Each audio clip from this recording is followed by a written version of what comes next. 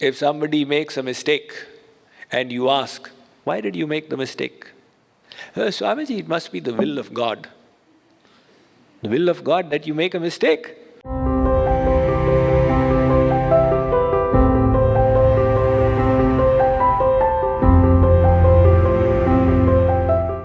This reminds me of one katha. It's a humorous katha that when God made the world, He gave a uniform lifespan to all living beings. So He gave human beings the lifespan of 40 years, and He gave the same to donkeys and dogs and birds. So human beings became pretty frustrated. Some of them formed a delegation and went to the Lord and said, Maharaj, you have given us 40 years to live. Our grihasti just becomes set and life gets over. This is totally unreasonable. Can't you extend our lifespan? So God said, all right, I'll put your application in pending. Let's see what's going to happen. You return for now. A few days went by and a donkey came whining to God. The donkey said, my Lord, what kind of creature am I? I take the burden and put it from here to there and then from there to here, and 40 years go by. Can you not reduce my lifespan a little bit? God remembered human beings wanted an extension and the donkey wants a cut. So God removed 20 years from the donkey's lifespan. The donkey's expectancy now came to 20 years. And He added those 20 donkey years to human life. So God said, is it okay now? 60 years? Human beings said, 60 years?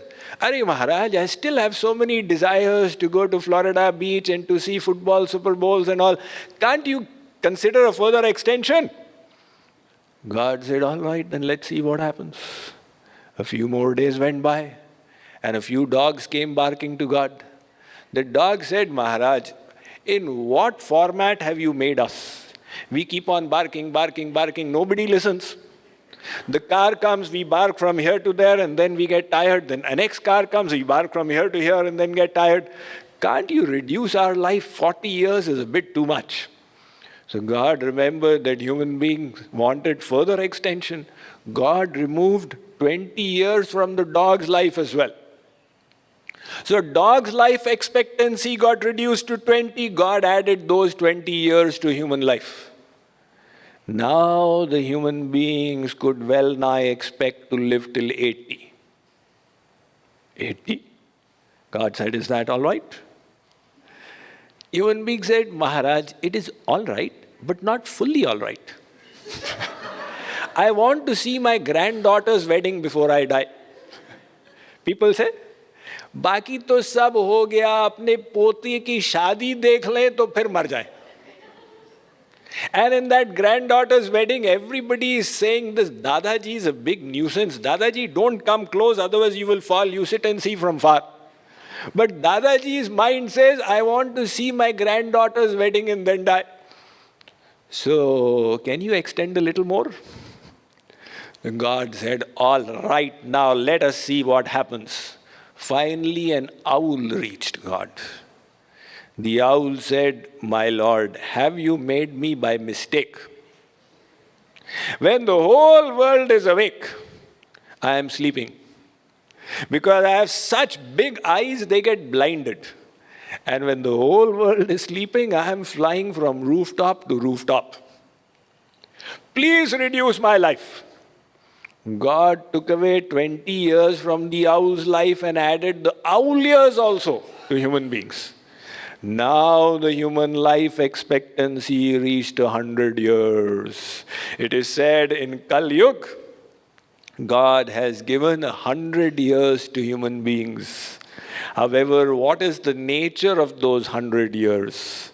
The first 40 is all right. The BP is all right. The heart is all right. Cholesterol is all right. Sugar is all right. Then after that, the donkey years begin.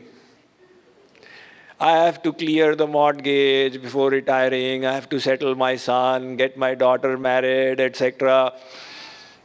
and create enough bank balance for retirement. So like the donkey carry the burden, the human being is going from 40 to 60. These are the donkey years. At 60, he hits the dog years. Now the primary duty in the Indian joint family is to take care of the home.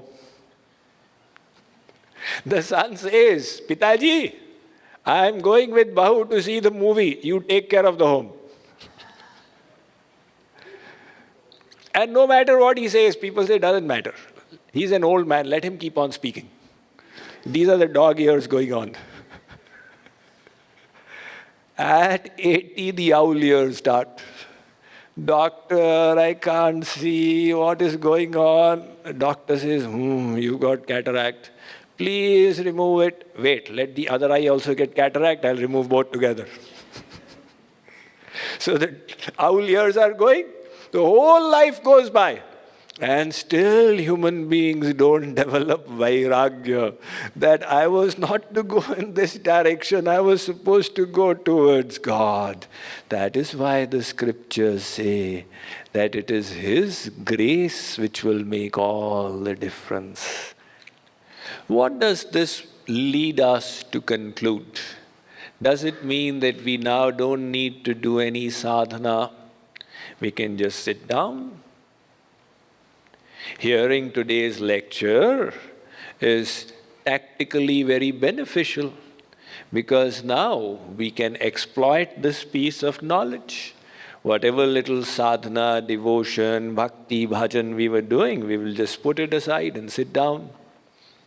And if somebody asks that, do you strive to attain God? Say, no, that Mukundananda explained that you can only know God by His grace. There is no point in self-effort. Nowadays we are just sitting and waiting for the grace to come.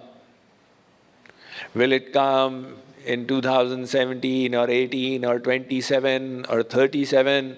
Will it come by plane or railroad or truckload? Will it come from the north or south or east or west? Where will this grace come from? In other words, utilizing the principle of grace, we have given up our effort and become lazy, indolent, akarmanya. Is this the proper understanding of grace? No. His grace is required, and our effort is also required. The Shvetashvatar Upanishad says, Tapah prabhavat deva prasadach. Your effort and the grace of God. Manakrama vachana chhadi chaturai. Bhajatahi, this is your effort. Kripa karahi raghurai. Both endeavors are required from the soul and from the side of God. Sri Aurobindo has written a book called The Mother. In the first page, first paragraph, he begins like this. There are two great powers alone that in their conjunction can effect the great and difficult thing that is the aim of our endeavor. A fixed and unfailing aspiration that calls from below, and a divine grace that answers from above. Why is our effort necessary? To receive the grace, you need a vessel. In this case, the vessel is the heart. You need to purify the heart. Supposing you go to your guru and say, Guruji, please, I am seeking 5 liters of milk. Can you bestow your grace? The guru says, my child, I've got a drum of milk. But where is your vessel? Get a vessel. Now you go and return again. Guruji, I have a vessel. Please give me the stuff I want. Guruji says, my child, your vessel has got holes in it. If I pour the milk, it will get drained away. Don't bring a leaky vessel. Third time again we come. Guruji, this time there are no leaks.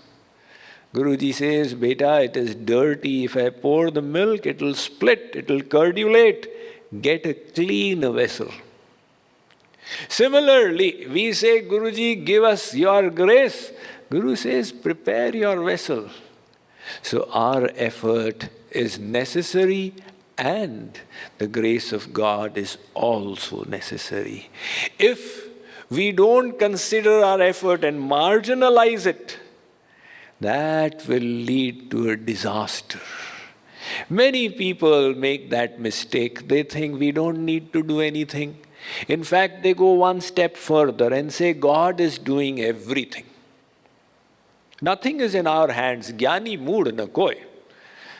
There is no jnani, there is no fool. If God wants somebody to be a jnani, he becomes the jnani. If God wants somebody to be a fool, he becomes the fool.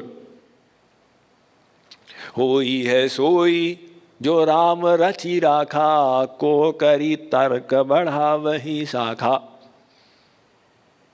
So, if somebody makes a mistake and you ask, why did you make the mistake? Swamiji, it must be the will of God. The will of God that you make a mistake. Yes, wahi hota hai jo manzoor-e khuda hota hai. It is all His doing. Nothing is in our hands. Ur prera karaghuvansh vibhushan. If you grew up in India, one sentence you must have heard thousands of times. Bina Bhagwan ki ichha ke ek patta bhi nahi hilta. The same sentence comes in the Western world, but it's not so popular. Not a leaf stirreth but by the will of God. So people say, that even a leaf cannot stir but by the will of God. So He's doing everything, let Him do. I don't need to do anything. Amongst all the thousands of philosophies that are being propagated in the world, this particular one is the most disastrous. Why? Because then we will not do anything proper and we will blame God for it. So we need to root this concept from our heart totally and completely.